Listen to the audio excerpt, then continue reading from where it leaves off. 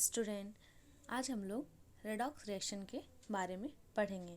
बहुत सारे बच्चों को रेडॉक्स रिएक्शन बहुत डिफ़िकल्ट लगता है, लेकिन आज हम लोग इसे बहुत ही आसान तरीके से समझेंगे कि रेडॉक्स रिएक्शन किसे कहते हैं, इसमें क्या होता है, मतलब ऑक्सीडेशन रिडक्शन रिएक्शन कैसे होते हैं, उसी के बारे में आज हम लोग पढ़ेंगे। चलिए स्टार्ट करते हैं।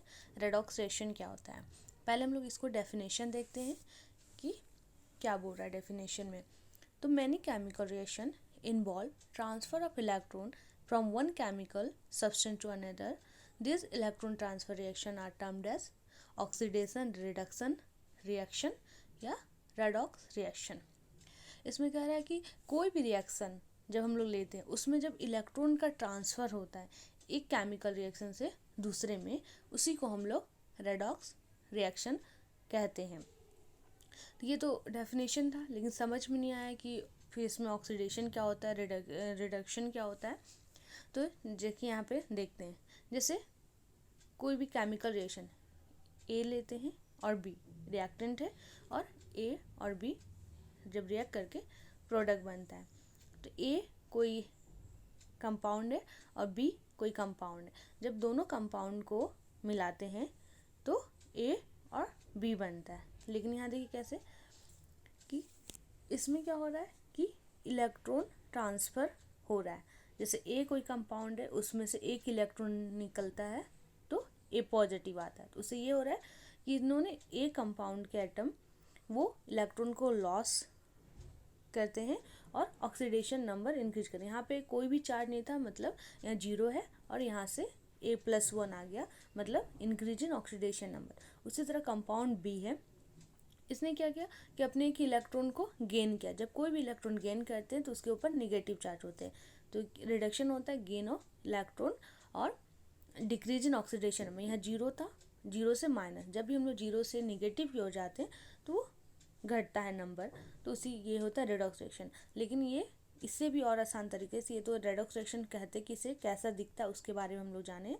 अब हम लोग पढ़ते हैं एग्जैक्ट आसानी से कैसे समझा जाए।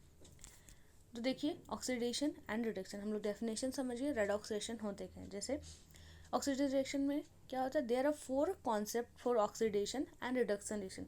पहला है क्लासिकल कॉन्सेप्ट, दूसरा है मॉडर्न कॉन्सेप्ट, तीसरा है वैलेंसी कॉन्सेप्ट, चौथा है ऑक्सीडेशन नंबर कॉन्सेप्ट।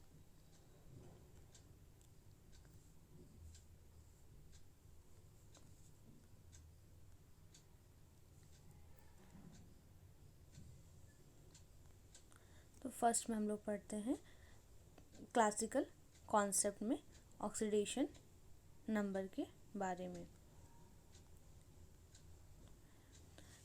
उसमें ऑक्सीडेशन क्या कहता है, फर्स्ट है एडिशन ऑफ ऑक्सीजन, दूसरा है रिमूवल ऑफ हाइड्रोजन, तीसरा है एडिशन ऑफ इलेक्ट्रोनिगेटिव एलिमेंट और रिमूवल ऑफ इलेक्ट्रोपॉजिटिव एलिमेंट, और पांचवा increment in oxidation state in electropositive element. मतलब कि फर्स्ट में हम लोग जानना चाहेंगे ऑक्सीडेशन क्या होता है। मतलब जब भी किसी भी केमिकल रिएक्शन में ऑक्सीजन ऐड होता है तो वहाँ पे ऑक्सीडेशन होता है, इससे पहचान जाएंगे यहाँ ऑक्सीडेशन हो रहा है। दूसरा हो रहा है कि रिमूवल ऑफ हाइड्रोजन, जहाँ केमिकल रिएक्शन हाइड्रोजन वहाँ निकल जाएगा, उसको हम लोग ऑक्सीडेशन वहाँ समझेंगे कि वहाँ ऑक्सीडेशन हो रहा है। तीसरा है एडिशन ऑफ इलेक्ट्रोनिगेटिव एलिमेंट। तो पहले हम सब इलेक्ट्रोनिगेटिव एलिमेंट आता है, जो इलेक्ट्रॉन को लेने की टेंडेंसी जिसमें ज़्यादा होती है वो इलेक्ट्रोनिगेटिव होता है। जैसे फ्लोरीन, ऑक्सीजन, यहाँ मैंने लिख दिया है fluorine, oxygen, nitrogen, chlorine, bromine, iodine, sulphur, carbon और हाइड्रोजन। इसमें ये जितने भी एलिमेंट है ये ऐड होते हैं, तो समझ जाएंगे कि वहाँ ऑक्सीडेशन होता है। दूसरा है इलेक्ट्रोपॉजिटिव एलिमेंट के बारे में, उसको हटाना है। तो इलेक्ट्रोपॉजिटिव एलिमेंट जितने भी अल्कली मेटल होते हैं वो सारे इलेक्ट्रोपॉजिटिव होते हैं, जैसे lithium, sodium, potassium, rubidium, caesium, francium, magnesium, calcium, ये जितने भी होते हैं सारे इलेक्ट्रोपॉजिटिव होते हैं। इनका जब केमिकल रिएक्शन से इसको हटाया जाता है तो उससे वहाँ पे भी समझे थे, यहाँ पे भी ऑक्सीडेशन होता है। पांचवा पॉइंट है कि इलेक्ट्रोपॉजिटिव एलिमेंट पे ऑक्सीडेशन नंबर का बढ़ना। जैसे अभी हम लोग इसे प्रीवियस ईयर्स में देखा था कि कि यहाँ पे कंपाउंड 0 से +1 में चल जा रहा है, जिसमें 0 से -1, तो ये क्या हो रहा है, ऑक्सीडेशन स्टेट बढ़ना या ऑक्सीडेशन का नंबर का बढ़ना ही ऑक्सीडेशन कहलाता है। तो हम लोग पहला डिस्कस करेंगे एडिशन ऑफ ऑक्सीजन के बारे में। ठीक है, पहले क्या एडिशन ऑफ ऑक्सीजन के बारे में।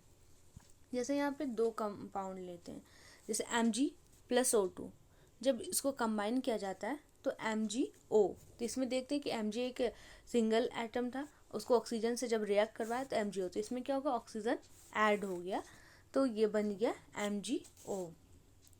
ठीक है, उसी तरह कार्बन में C+O2 को जब रिएक्ट करवाएं तो CO2, तो इसमें क्या हुआ कि ऑक्सीजन कार्बन के साथ अटैच हो गया, तो ये CO2 बन गया। उसी तरह Na2CO3, इसमें क्या है, जिसको हम लोग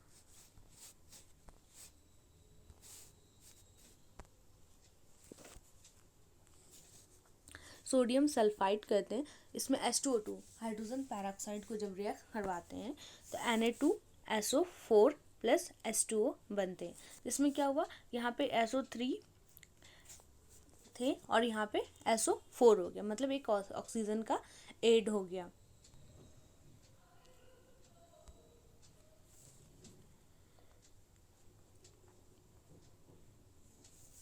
ठीक है, उसी तरह हम लोग देखते हैं CH3CHO + O, मतलब CH3CHO को इथेनॉल और एसिटल्डिहाइड कहते हैं, ये कॉमन नेम है एसिटल्डिहाइड। जब इसमें ऑक्सीजन से रिएक्ट करवाते हैं तो CH3COOH इथेनॉइक एसिड बनता है। उसी तरह HNO2 नाइट्रस एसिड को जब ऑक्सीजन से रिएक्ट करवाते हैं तो 2HNO3 बनता है नाइट्रिक एसिड। तो इसमें देखते हैं कि नाइट्रस एसिड में NO2 था, फिर NO3 हो गया, तो कैसे हो गया NO3, उसमें से एक ऑक्सीजन ऐड हो गया, तो ये बन गया HNO3 नाइट्रिक एसिड। इसमें देख, इसलिए इससे पता चलता है यहाँ पे भी ऑक्सीडेशन हो रहा है, ये क्लासिकल कॉन्सेप्ट में के अंदर है। हम लोग उसी तरह मॉडर्न भी पढ़ेंगे, उसी तरह वैलेंसी कॉन्सेप्ट पढ़ेंगे और ऑक्सीडेशन नंबर कॉन्सेप्ट भी पढ़ेंगे एक एक करके। तो पहले हम लोग क्लासिकल कॉन्सेप्ट में समझ गए कि ऑक्सीडेशन कितने तरह से होंगे, 5 तरह से, addition of oxygen, removal of hydrogen और एडिशन ऑफ इलेक्ट्रोपॉजिटिव एलिमेंट और रिमूवल ऑफ इलेक्ट्रोपॉजिटिव एलिमेंट। ठीक है, और 5वां increment in oxidation state of electropositive. अब हम लोग दूसरा पढ़ेंगे रिमूवल ऑफ हाइड्रोजन के बारे में। रिमूवल ऑफ हाइड्रोजन में जैसे H2S + Cl2 को जब रिएक्ट करवाते हैं तो 2HCl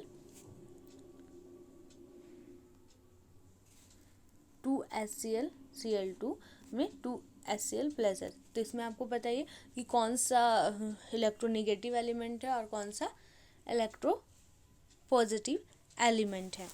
तो देखिए H2S में क्लोरीन इलेक्ट्रोनेगेटिव एलिमेंट हम लोग ने पीछे देखा, और हाइड्रोजन को रिमूव करना है तो सल्फर से रिमूव करना है, सल्फर भी क्या है, इलेक्ट्रोनेगेटिव एलिमेंट है। तो यहाँ से हाइड्रोजन जब रिएक्ट हो, यहाँ से रिमूव करेगा सल्फर से, हाइड्रोजन सल्फाइड से, तो क्या बन जाएगा, हाइड्रोजन HCl के साथ रिएक्ट करके 2HCl और S, तो इससे कहेंगे कि ऑक्सीडेशन हुआ हाइड्रोजन सल्फाइड, क्योंकि हाइड्रोजन सल्फाइड से हाइड्रोजन का रिमूव होना और सल्फर बनना ही रिमूवल ऑफ हाइड्रोजन होगा, और इसे हम लोग ऑक्सीडेशन समझेंगे। उसी तरह HI हाइड्रोजन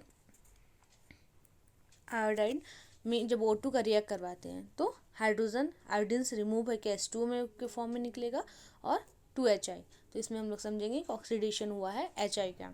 उसी तरह Zn + 2HCl को रिएक्ट करवाते हैं तो क्या होता है कि हाइड्रोजन को रिमूव करना है तो Zn Cl2 के साथ रिएक्ट कर लेता है और H2O बनाता है, तो ये ऑक्सीडेशन ऑफ HCl होता है। उसी तरह तीसरा हम लोग पढ़े थे एडिशन ऑफ इलेक्ट्रोनेगेटिव एलिमेंट के बारे में। इलेक्ट्रोनेगेटिव फ्लोरीन + सल्फर का रिएक्ट करवाते हैं तो एडिशन करना है, सल्फर का इलेक्ट्रोनेगेटिव एलिमेंट है, फ्लोरीन आयन के साथ फ्लोरीन आयन के साथ रिएक्ट करवा के FeS बना लिया, देख रहे हैं यहाँ पे। उसी तरह SnCl2 + Cl2 को जब रिएक्ट करवाते हैं तो SnCl4 बन गया, तो एडिशन हो रहा है इलेक्ट्रोनेगेटिव एलिमेंट का। उसी तरह FeCl2 के साथ जब Cl2 को रिएक्ट करवाते हैं तो FeCl3, सारे रिएक्शन बैलेंस से आप लोग करके देख सकते हैं। जैसे Cu2Cl2 को Cl2 से रिएक्ट करवाते हैं तो CuCl2 बनता है। देखिए यहाँ पे कार्बन क्लोरीन 4 है, यहाँ पे भी 2 4 और कॉपर 2 है, तो यहाँ पे भी 2।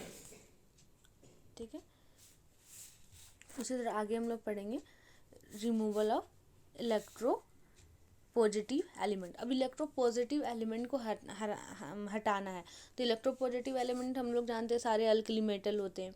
उसी तरह जैसे सोडियम आयोडाइड को जब हाइड्रोजन पेरोक्साइड H2O2 से रिएक्ट करवाते हैं तो रिमूवल ऑफ क्या करना है, इलेक्ट्रोपॉजिटिव, तो सोडियम को हटाना है आयोडाइड से, तो क्या करेगा, ये रिएक्ट करवाता है OH से, H2O2 के OH से, तो 2NaOH प्लस I2 बनता है, तो ऑक्सीडेशन हो गया, Na का ऑक्सीडेशन होगा।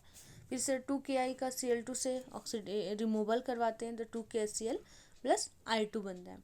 उसी तरह 2KMnO4 को जब Cl2 से रिएक्ट करवाते हैं, K2MnO4 को पोटेशियम परमैंगनेट कहते हैं, रिएक्ट करवाते हैं, तो इसमें क्या है, इलेक्ट्रोपॉजिटिव एलिमेंट करना, तो इसमें से इलेक्ट्रो KCl हट जाएगा, KCl के साथ रिएक्ट करके KCl बना लेगा और 2KMnO4 बच जाएगा।